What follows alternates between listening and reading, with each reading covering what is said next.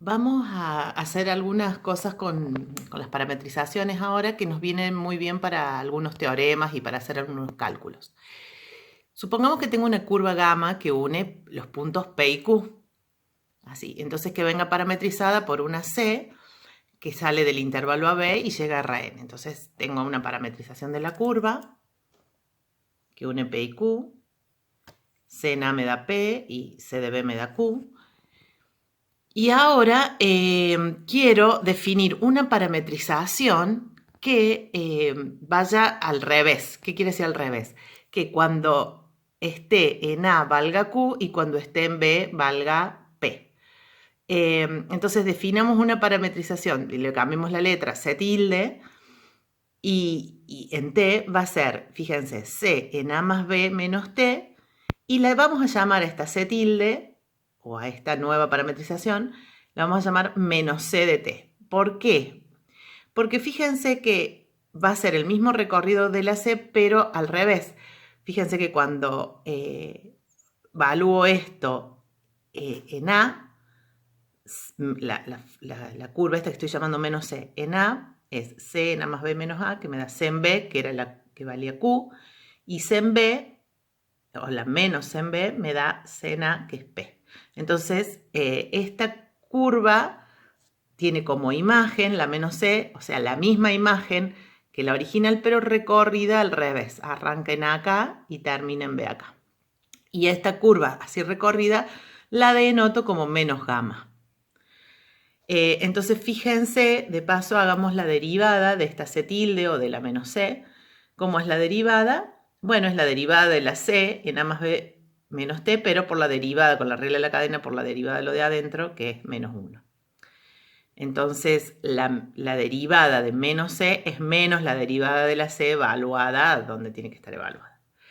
Entonces, y ahora la pregunta es, ¿qué tiene que ver la integral de la F de la curva que une P con Q con la integral de la F en la menos la C que une Q con P?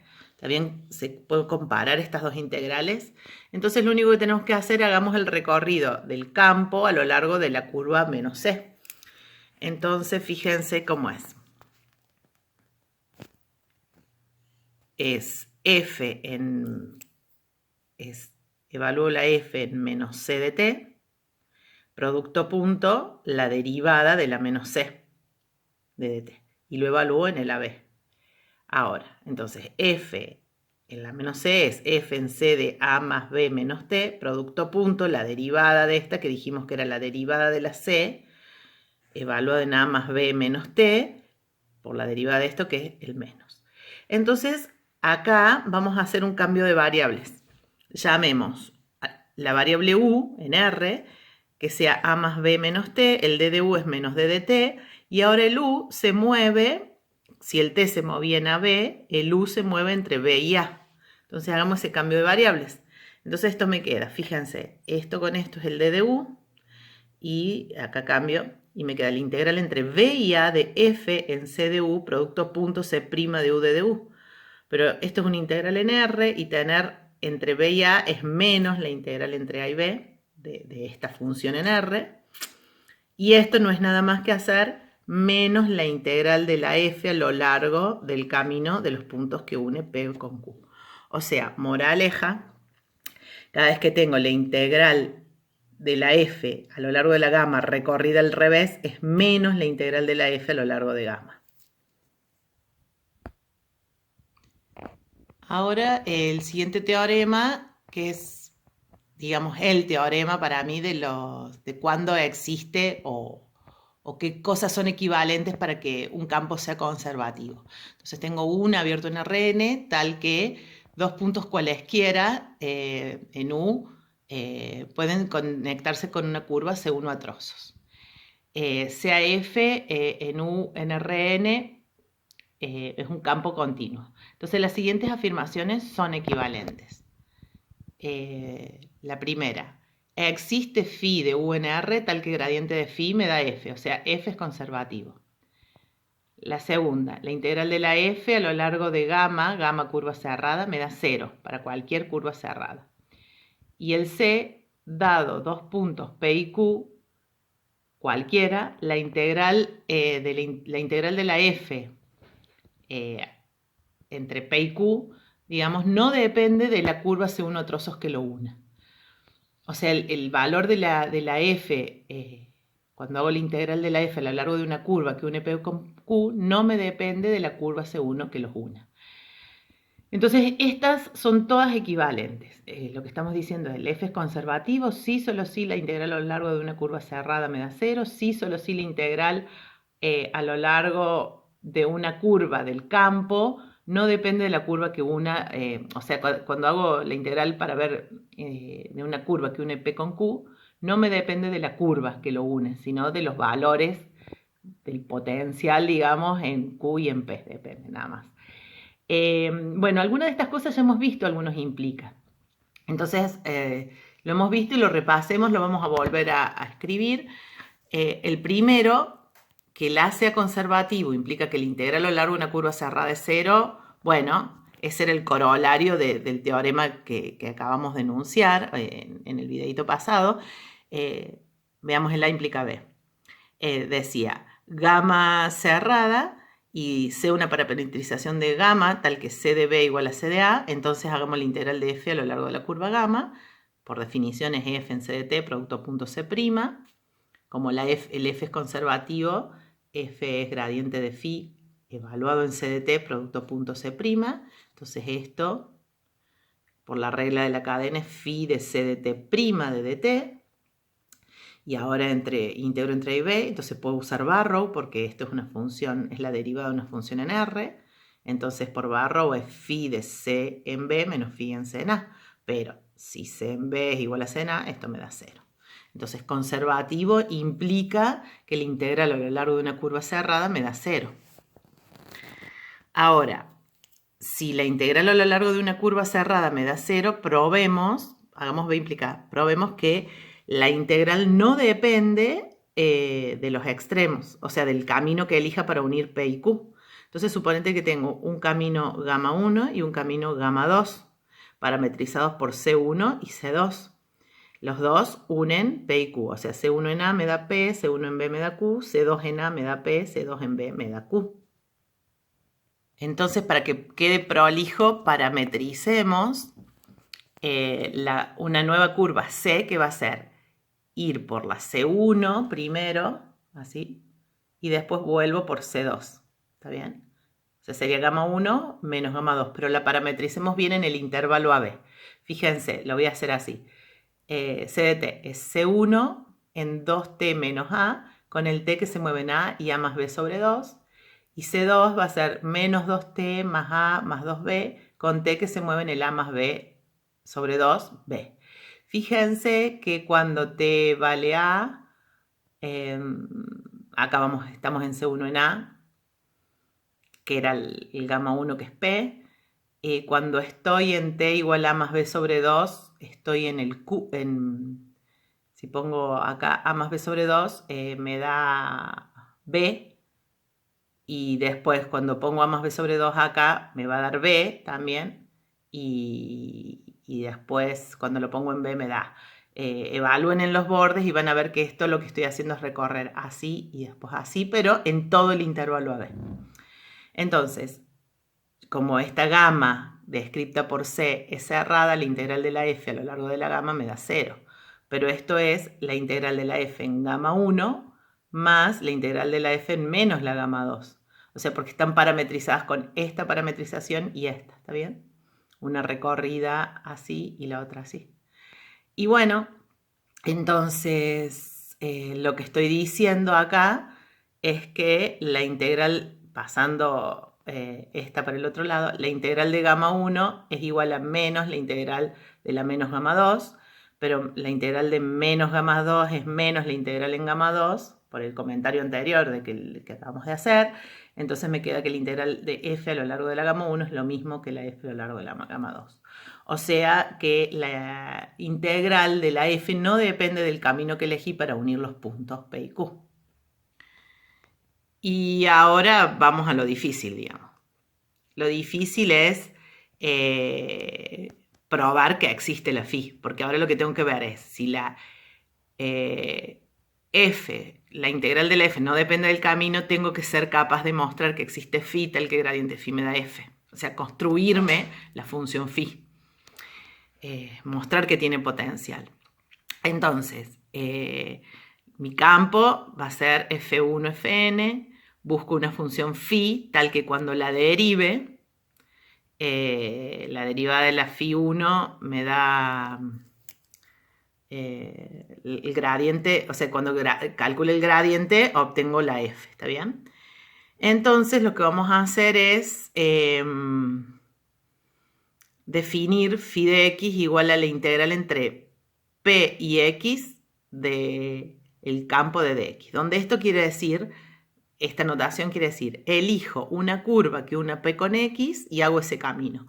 Esta definición está bien definida porque no me depende del camino que una p con x, ¿está bien? O sea, lo defino así y está bien definido porque lo que estoy suponiendo es que la integral solo me depende en los bordes nada más, no del camino que elija. Entonces, esa va a ser mi phi. Entonces, ¿qué tengo que hacer ahora? Tratar de probar que la derivada, cuando calculo las derivas parciales de la phi, obtengo la f, ¿está bien?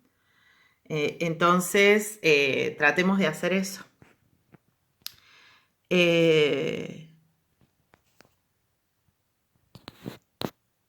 Tratemos de ver que la integral de la derivada de la phi respecto a xy me da la fi. Entonces fíjense lo siguiente, que ¿qué quiere decir hacer la derivada de la phi respecto a xy en el punto x0? Bueno, es la deriva parcial como era. Límite cuando h tiende a 0 de la phi en x0 más h por e sub i, hago el incremento en la dirección e sub i, menos phi en x0 sobre h. ¿Y qué quiere decir hacer eso? Es el límite cuando h tiende a 0 de 1 sobre h, integral entre p y x0 más h e sub i, de la f menos p en x0 de la f de dx. Recordemos que esta notación que estoy poniendo es, acá elijo una curva que una p con x0 más h sub i y acá elijo una curva que una p con x0, ¿está bien? Eso es lo que estoy diciendo. Entonces acá vamos a hacer lo siguiente. Veamos el dibujo. Yo tengo la curva que une p con x0 más h sub i, que sería esto. Pero entonces como esto no va a ser lo mismo que hacer lo siguiente. Me fijo, el x0 está por acá, por ejemplo. Entonces, para ir de p a x0 más h sub i, voy a ir así, por la curva p a x0 y x0 a x0 más h sub i. Elijo así. Total, este camino tiene como extremos el p y el x0 más h sub i, y hacer este recorrido es lo mismo que hacer este recorrido. ¿Por qué lo hago? Porque si cambio esto por esta suma, ¿está bien? Desde acá hasta acá y de acá hasta acá, lo que voy a hacer, voy a cancelar esta con esta, ¿está bien?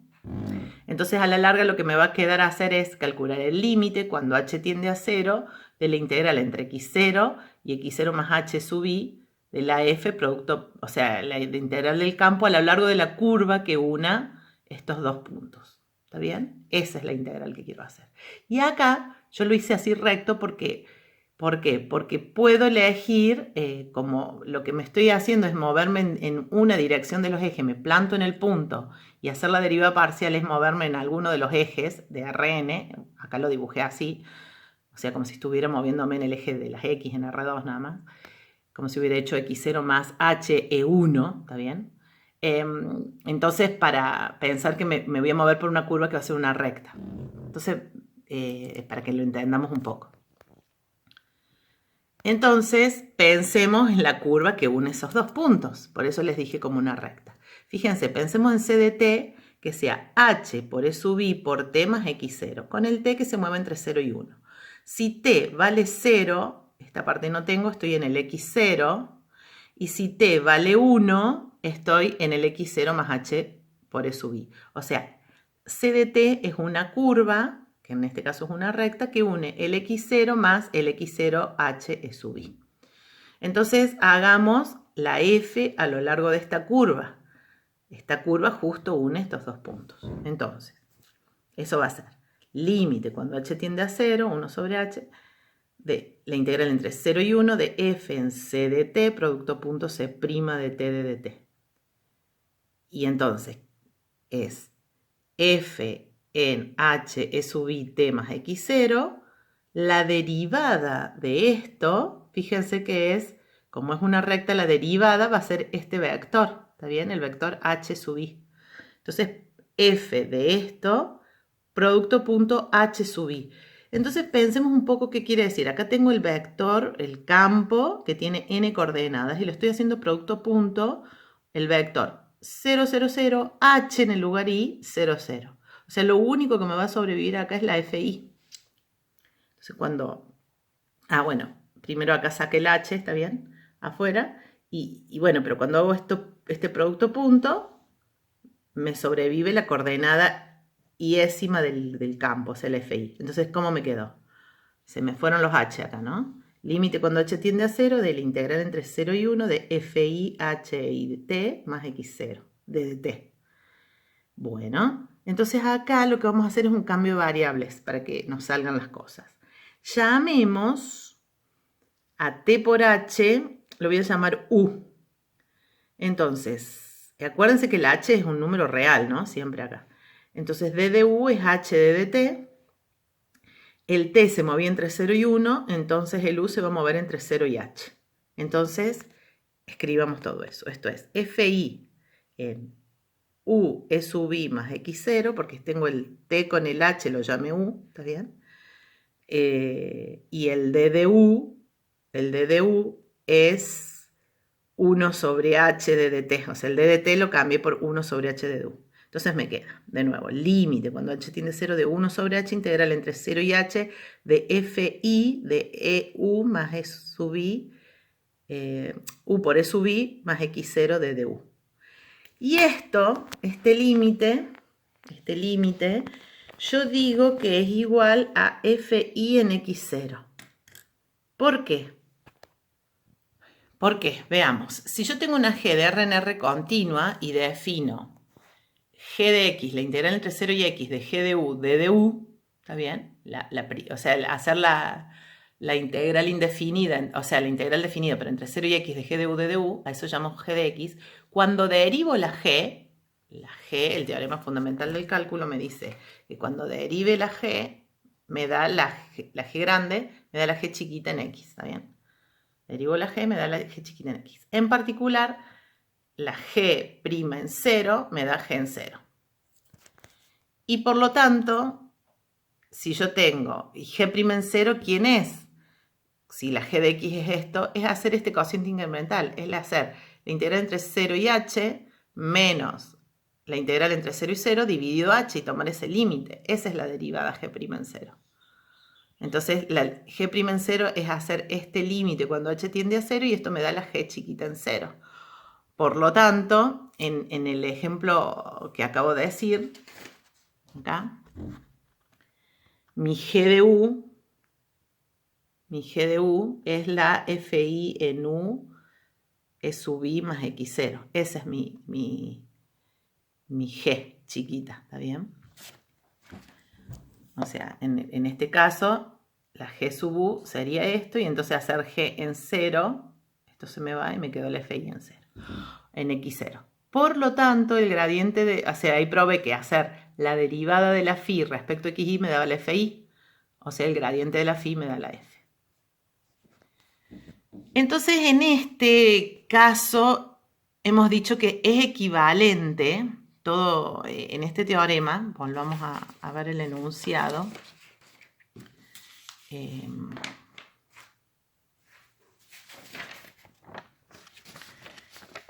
Hemos visto cuándo va a existir la phi.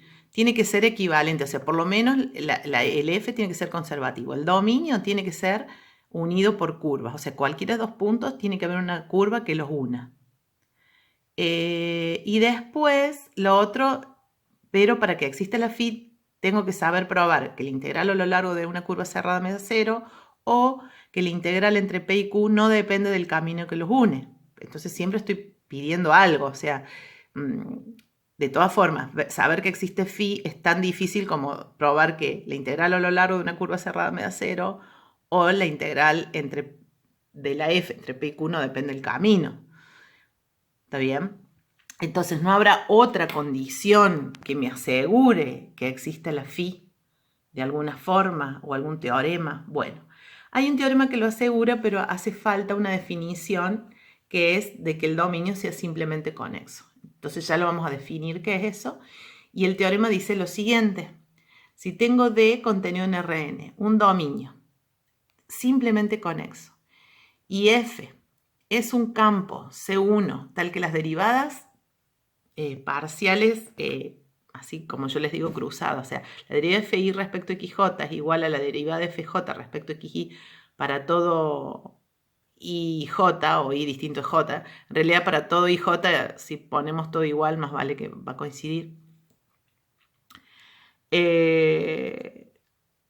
Y entonces lo que me asegura este teorema es: existe phi C2 tal que gradiente de phi es igual a F. Acá le está pidiendo algo importante al dominio, es que sea simplemente conexo. Este teorema no lo vamos a probar, pero por lo menos va a ser útil para que nosotros nos quedemos tranquilos que casi siempre, o que hay que pedirle al dominio para asegurar esto. Entonces, ¿qué quiere decir que un dominio sea simplemente conexo?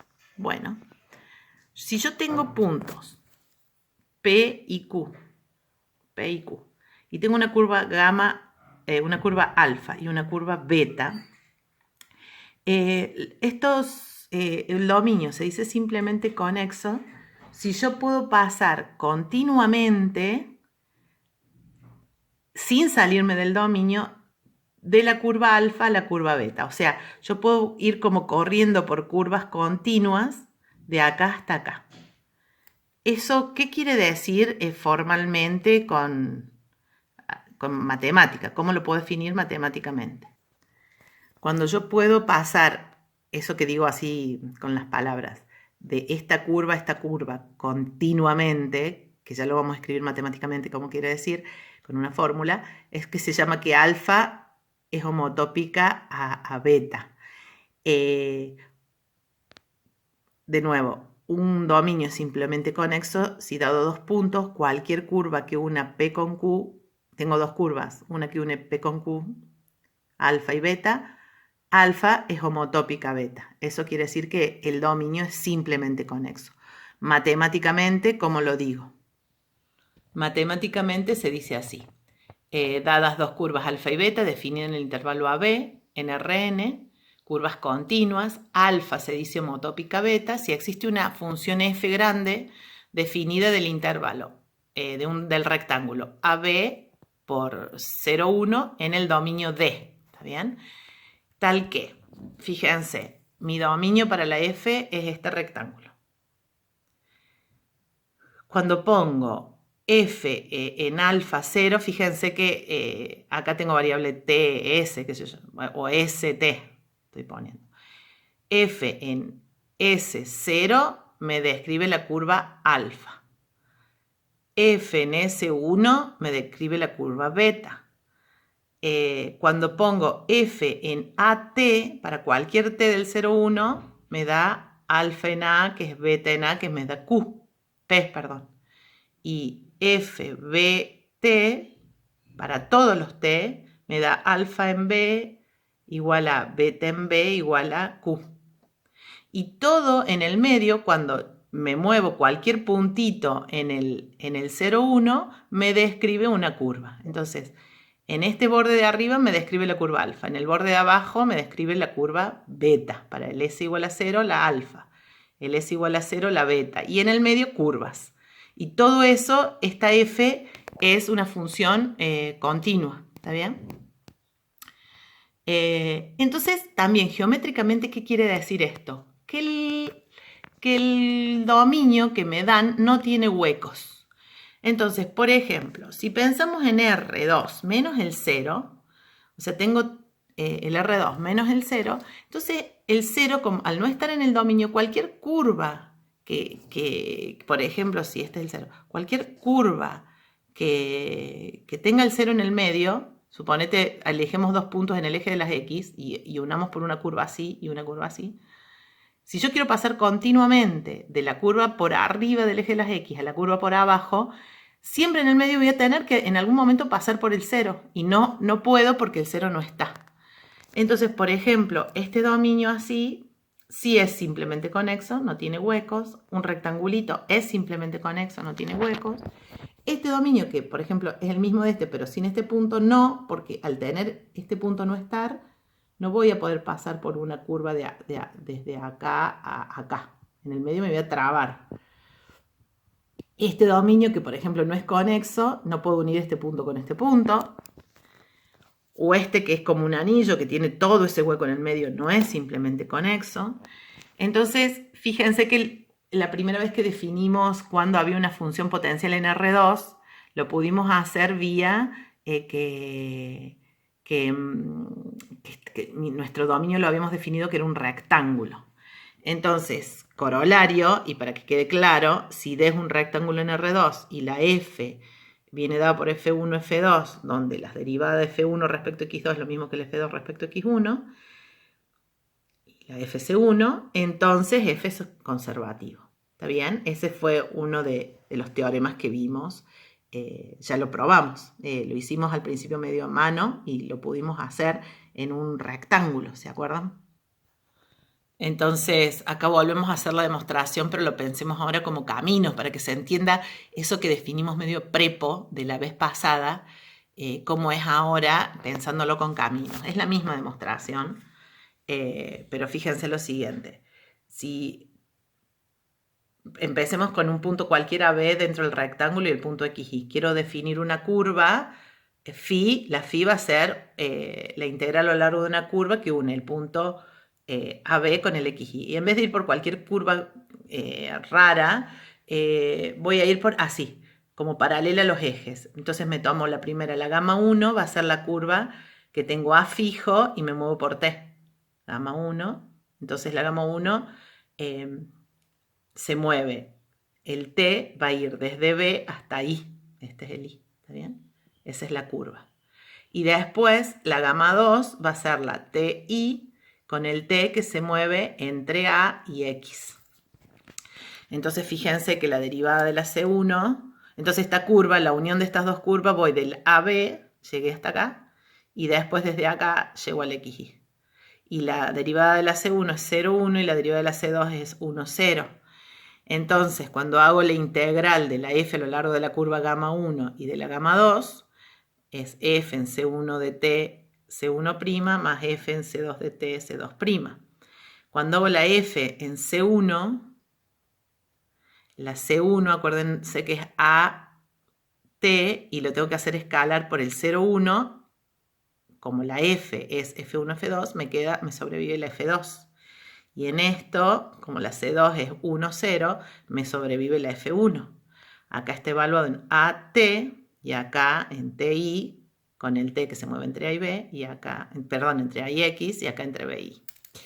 Entonces, así definida, tengo que comprobar que la derivada de la phi respecto de X me da la F, de la phi respecto de X me da la F1 en XY, y la derivada de la phi respecto de Y me da la F2. Ver el teorema de la página, las cuentas le hicimos en la página 100. Entonces ahí ya lo probamos, este teorema, pero yo lo quería que lo veamos ahora cómo lo hacemos con las curvas y para que se entienda por qué también está bien plantear eso. Entonces mi pregunta ahora para ustedes, para que piensen, es la siguiente. Si mi campo está en R3, tiene 3 coordenadas y tal que se hace 1 y que las derivadas cruzadas, o sea, la derivada de FI respecto a XJ se iguala a la derivada de FJ respecto de XY, y estoy en un simplemente conexo o en un rectángulo, o en un paralelepípedo sería, ¿cómo hago para probar este teorema? Entonces yo la ayuda que les doy es, quiero que ustedes planteen cuál va a ser la función phi, porque la van a poder escribir de esta forma, pero ahora tengo tres funciones, F1, F2, F3, y ahora los caminos que tengo que elegir son los siguientes. Tengo que unir el punto ABC con el X y Z, y entonces nos vamos a ir primero me voy a mover, por ejemplo, la curva C1 va a ser, fijo el AB y me muevo hasta arriba, hasta el eje de las Z. Desde ahí, fijo el A y ya cuando llegué al Z me muevo por el eje de las Y. entre B y I. Y después, cuando llegue hasta ahí, me muevo por el eje de las X, ¿está bien? Entonces, es como que voy a hacer un caminito parecido a este, pero ahora en 3 dimensiones. Piénsenlo, eso serían las curvas, y con esas curvas planteen cuál va a ser la phi, y también habría que probar que cuando lo derivo funciona, pero bueno, por lo menos plantear cuál es la primitiva. Pero sería un buen ejercicio para ustedes probar cómo es la función phi cuando el campo está en R3. Por último, entonces con esto el teorema que hemos probado recién nos dice que si el dominio es simplemente conexo, va a existir la función phi con la f adecuada, ¿no? O sea, con la fc1, con tal que las derivadas de fi respecto a xj coincide con la derivada de fj respecto a xy, bajo las hipótesis adecuadas, entonces va a haber una función potencial. Entonces, quiero que hagamos un ejemplo para que para tener también a mano algunas cosas que pueden fallar. Si tengo la función así, h de xy arco tangente de xy, fíjense que el dominio de esta función es todo R2 menos el eje de las x. Perdón, cuando el x igual a 0, todo R2 menos el eje de las y, ¿está bien? Entonces, fíjense cuando hacemos la derivada de la h respecto de x, haciendo un poquito cuentas, me da menos y sobre x cuadrado más y cuadrado. Si hago la derivada respecto de y, me da x sobre x cuadrado más y cuadrado. O sea que si pensamos en el campo, ahora pensemos en este campo, menos y sobre x cuadrado más y cuadrado, x sobre x cuadrado más y cuadrado, ese campo F1, F2, es un campo C1 salvo, o sea, está definido en todos lados, salvo en el 0, 0 y C1, ¿está bien? Salvo en el 0, 0.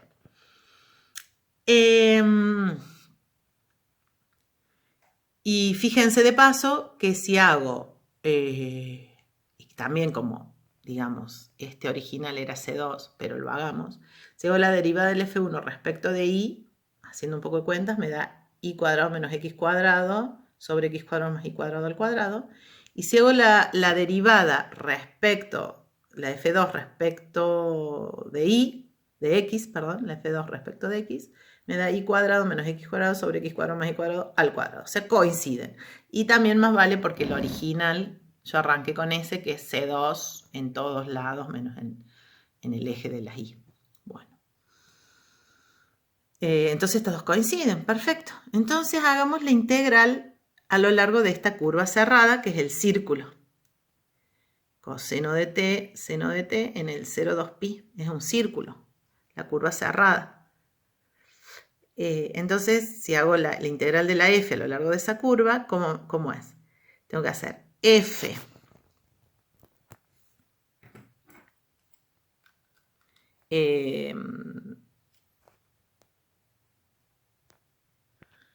tengo que hacer, fíjense, la f en la curva, mi f es menos y, x cuadrado más y cuadrado, x cuadrado más y cuadrado. Cuando evalúo la curva en esto es menos seno dividido coseno cuadrado más seno cuadrado, que es 1, y coseno de t sobre coseno cuadrado más seno cuadrado, que es 1.